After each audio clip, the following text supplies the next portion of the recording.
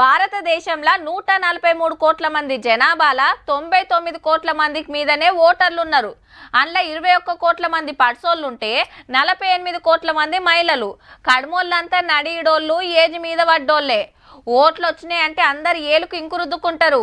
పనులున్నాయనో లైన్లో ఎవరు నిలబడతారనో కొందరు ఓరనుకోండి, అదేరే ముచ్చట.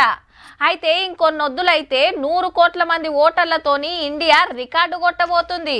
గిసొంటి యాళ్ళ గీ నిర్ణయం చేసిండ్రు. ఇక పట్నంలో ఓటేస్తాం, ఊరికి పోయి మళ్ళీ ఏలికి ఇంకా అంటించుకుంటాం అంటే నడవదిగా.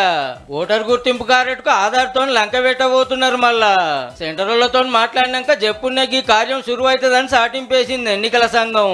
చెయ్యాల్సిందే. ఓట్లు వచ్చినాయంటే దొంగ ఓట్లతో పెద్ద నెత్తి నొప్పి అవుతుంది. ఎన్నికల సంఘం ఏం పట్టించుకుంటలేదు. ఒకటే ఆధార్ నెంబర్ తో 2-3 ఓటర్ కార్డులు తీస్తానని లొల్లి కాబట్టి.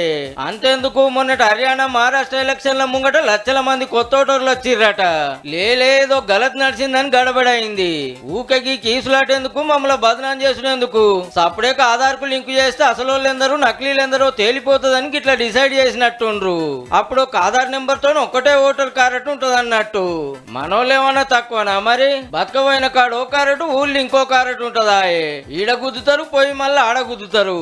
ఇంకా కొన్ని ఊళ్ళనైతే వాళ్ళని ఎప్పుడు చూడంగానే స్లిప్ పట్టుకొని వచ్చి లైన్ లో నిలబడి ఓట్లు వేసిపోతుంటారు. హైదరాబాద్ లో ఓటేసిన వాళ్ళు ఆంధ్రాలో కూడా వేయబట్టి గసంటి తిప్పలు తప్పిస్తానికి ఓట్లు నియతిగా పెట్టే ఉపాయం కావచ్చు. ఇక మీరేమన్నా చెప్పాలనుకుంటే ఏప్రిల్ 30 తారీఖు లోపు చెప్పురని అన్ని పార్టీలను కోరింది ఎన్నికల సంఘం.